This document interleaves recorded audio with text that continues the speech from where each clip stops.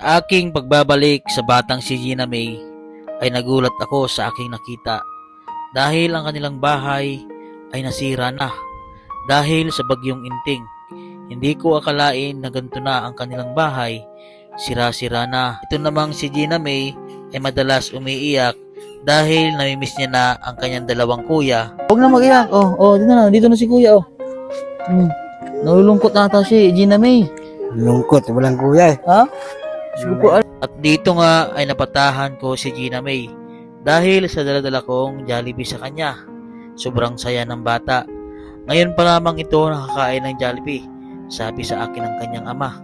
Hindi raw ito nadala doon sa Jollibee dahil na rin sa kakapusan ng sahod sa araw-araw.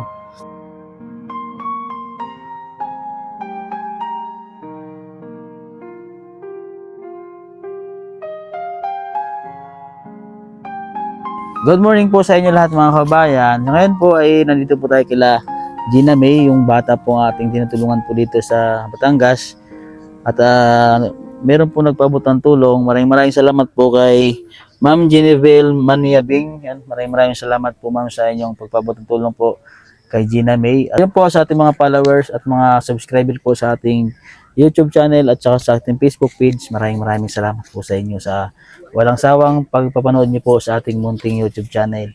At ayun po, at dadalhin na po natin tong kanilang salubong. Nagpabili po si mama ng Jollibee, tapos mga pagkain. Ayan.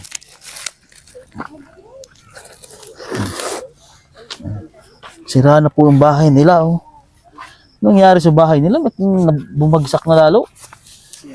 Ha? Ito kuya, Sa ulan. Ha?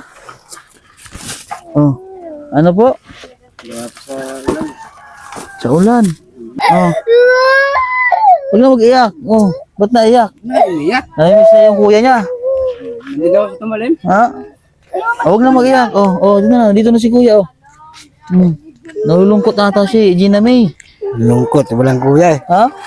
Sige po, ano pong nangyari sa bahay niya? Wala nang sira kuya. Oo nga eh, wala na. Ha? Wala na. Grabe pong bahay nila mga kabayan. Kailan na ito sira? Nung sobrang lakas ng ulan? Nung ulan-ulan. Ha? Nung ulan po. Nakatakot na ito matulog. Siya kaya natulog dito. Doon muna po sa kabila. Kabila muna. Nakikitulog po kami.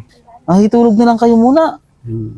Hindi pa makaputol ang kawayan. Oo. Gawa pong Tapos kung nakabagsak na yung bubong niya, bagsak na nga po. Ha? Bagsak na nga po eh. Hindi pa makaputol Buti- ang kawayan eh. Hindi ka natulog nung pagkabagsak nito. Ha? Hindi naman. Saan kayo nung nangyari itong pagbagsak ng bahay nyo? Dito po kami nakahiga. Nakahiga kayo? Ay bigla na lang bumaba eh. Gabi po. Gabi nangyari. Umaga. Umaga naman. Umaga naman. Yung kalakasan ng ulan. Ulan din. Lakasan ng ulan. Bagyo. Opo.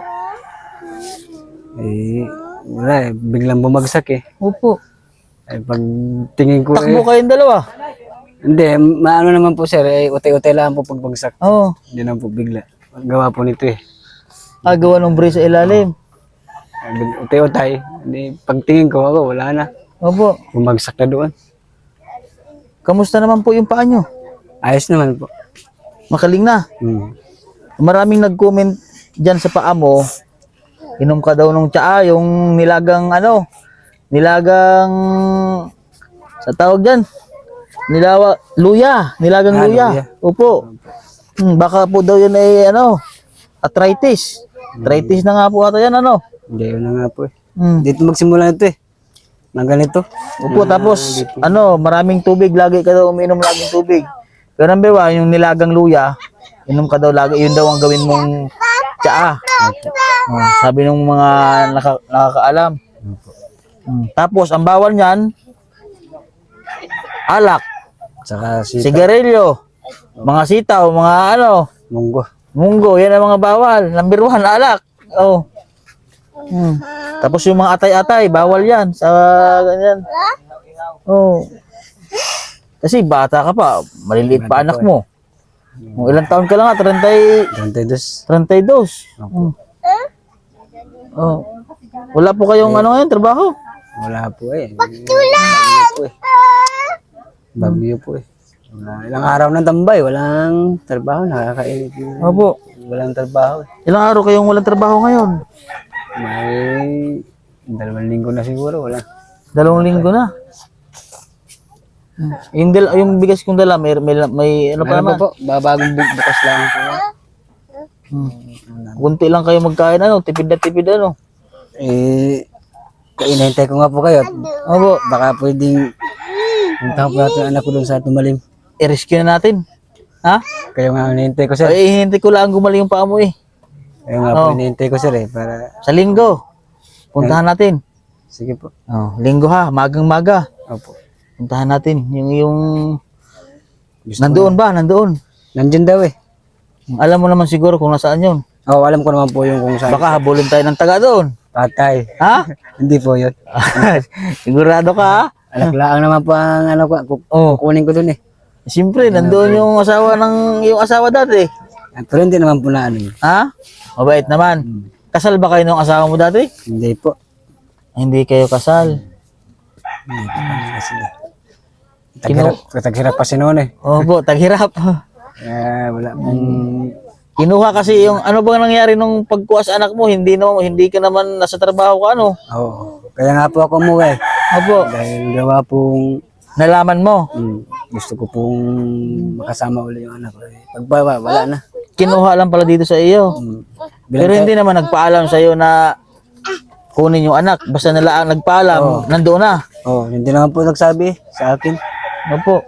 na kuhain daw nila eh. Hindi naman nagsabi sa akin. Hindi naman nagsabi. Hindi po nagsabi sa akin na kuhain ko muna yung bata. Hindi naman nagsabi sa akin. Dapat sila nagsabi sa akin para...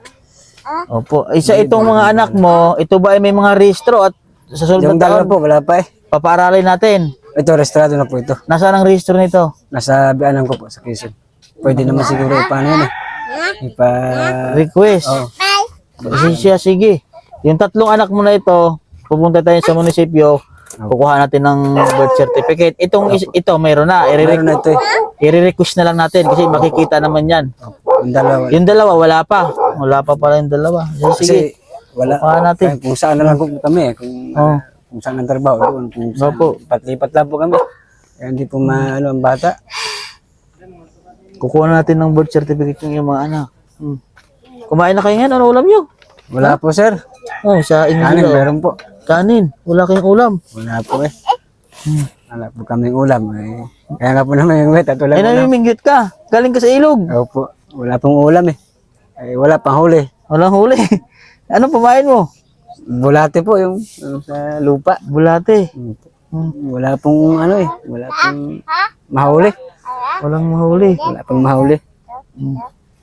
Kaya Ano ba ito, kuya, itong bahay niyo na ito, kung in case na po ay ipapaayos po natin ito, hindi kayo papaalisin dito?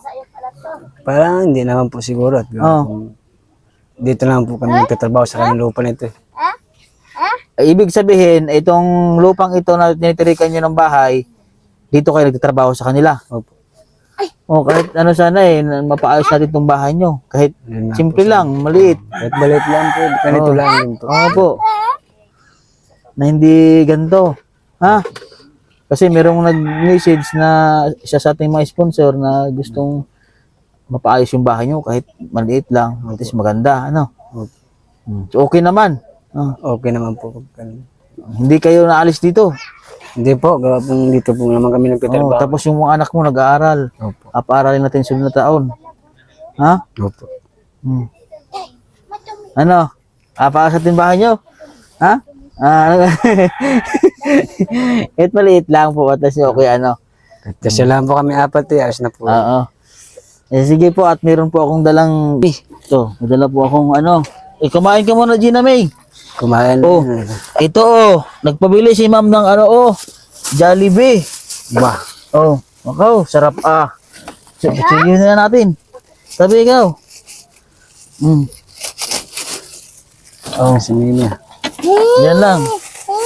Ito po ay spaghetti. Ayun ikaw. Okay. Tapos ito po ay May kanin din po, oh. Kain kayo, tay. Oh, basta iyo. Sige, kaya kami. Kain na kami.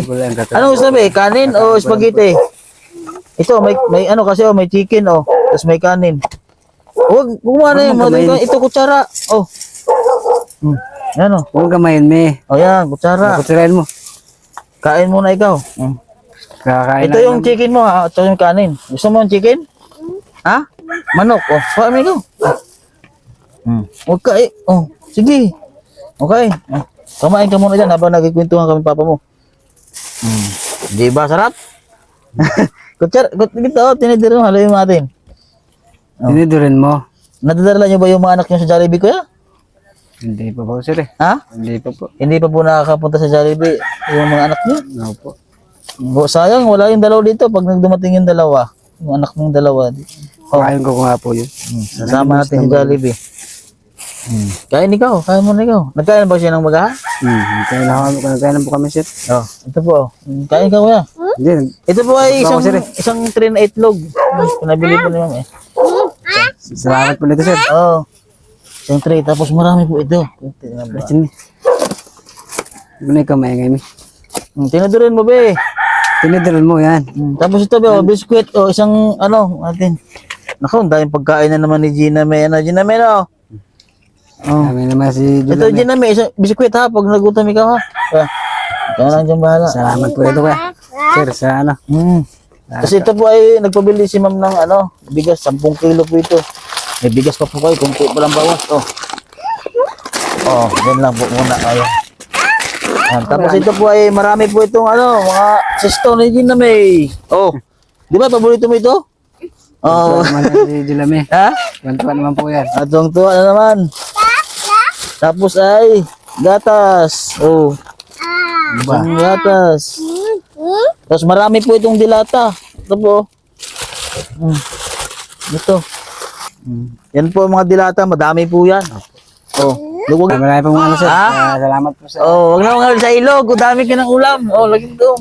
Yan lang muna. Marami pong Ha? tulong ko lang, sir. Maraming salamat. Oh, tama sige. Nangawin ka pa sa ilog. Ha? Wala pong ulam, eh. Ha? Wala pong ulam. Oo. Ito, gatas ni Gina May. Meron din pong kape dyan, tapos mga asukal. Nabili na rin ako. Kain ikaw. Tapos yung mga anak mo, kukunin natin ha. Yung Opo. dalawa. Sa linggo po. Oh, sa linggo. Ganun po. Oh. Kasi kasuhin muna natin yun. Ha? Tapos pag nag-ano si ma'am, ay bibili tayo ng materialis. Kaso lang, ang mahirap dito, yung pagdala, ano, kasi Doon na lang po sa bundok, baba, sir. Doon sa may kabayan mo doon. bubuhatin. Papunta dito. Oo. Yun na lang. So hindi, nagtanong pa lang naman si ma'am, pag nagpadala na siya, hindi, doon na natin sisimulan yung kahit maliit na bahay lang, ano. Opo. Ha? Opo, sir. Nandun naman yung biyanan ko, tutulong din na papagawa sa bahay mo. Ha? Tulong na lang tayo. Opo. Yan, masululong. Yan. Ano si Lulong, ha? Opo. Ano? Sarap, Jay? Marami kasing antig dito kay Gina May, iniiwan ito mag-isa eh. Oo. Ha? Wala pong kasama, sir, eh. Wala po yung dalawang kapatid, eh. Doon yung lagi kasama lagi niya. Oo, laging ano ito eh, laging mag-isa dito. Opo. Pag saing ko, damihin ko para pag nagtrabaho ako, kakain na lang po siya. Yun ang ginagawa mo. Iniiwan mo lang dito. Tapos, ilan na lang ang damit niya ngayon? Binigyan po. Yun. May nagbigay sa kanya ng damit. At ito kasi si Gina May ay nagpadala ang ma'am ng pambili ng kanyang damit. Si Ma'am Maricel Samilo. Yun, nagpadala si Ma'am Maricel ng pambiling damit. So, sasamahan natin kung sasama ka doon sa bayan para mabili ng damit kasi hindi ko alam ang sukat ng damit niya. Opo. So, Pwede. tayo na lang. Ha? Sige po, sir. Oo, baka mayroon ding mapilian din kita ng damit mo at ano ha. Ilan ba ang damit mo? Tulad kakaunti po, eh. Oh, di baka makaano tayo doon ha. Opo. So mamaya ang hapon kasi may pupuntahan pa ako, magdadala din ako ng mga tulong. Kung maaga ako matapos, babalik ako dito. Sige po, Ah, sir. hindi ka naman siguro na alis, ano? Hindi man po, sir. May kutsara doon, papa mo. Ito na lang, oh. Ha? Para mabili natin ng mga bagong damit. Opo. Saka ikaw, lang din ang damit mo. Pagkasyahin na natin kung anong maabot doon sa Opo. binigay ni Ma'am Maricel, ha? Maraming salamat din sir sa tulong po niyo sa amin. Oo, walang ano man. Yan ay mission namin magtumulong sa mga katulad nyo. Ha? Yan. So, yan po mga kabayan at sakto nga po talagang nasira na tuluyan yung bahay nila. Yan. So maraming salamat po ulit sa ating sponsor, kay Ma'am Jenibel Manyabing at kay Ma'am Maricel. Maraming salamat po. Yung kay Ma'am Maricel po, ay yun, pinapabilhan po si Ginami ng mga damit. Tapos dadamayan na rin yung kanyang papa. Tapos, ito po kay Ma'am, share po natin kay Ma'am, galing po kay Ma'am Jenabel Manyabing. Yan. Maraming salamat po. At sa lahat po natin mga sponsor, siyempre po, na tumulong din po sa kanila. Kauna-unahan po, kay Sir Steven po and Sir James, sa mga kaibigan po. Maraming salamat po sa inyo, Sir. At sa Bulusan, Sir po, sa ating mga sponsor, kay Ma'am Pasita and Lisa Indilia, at kay Ma'am Lunar MC po, maraming salamat. Kay Sir po, sa ating sponsor na buwan-buwan po binibigyan po sila sa sakong bigas. Maraming salamat po sa inyo. Yan po mga kabayan, sa mga nais mo mabigay po ng tulong sa kanila, ayan, lalo na po sa yun, pagpapagawa po ng bahay nila. Ayan, ini-amount po na inyong mabibigay, malaking tulong na po yun. Ayan. So yun po, message lang po sa aking Facebook page, Mastering Ring Channel po. Sa mga followers po natin at mga subscriber, maraming salamat po sa inyo mga kabayan. So yun po, God bless po at magandang umaga po sa inyo lahat.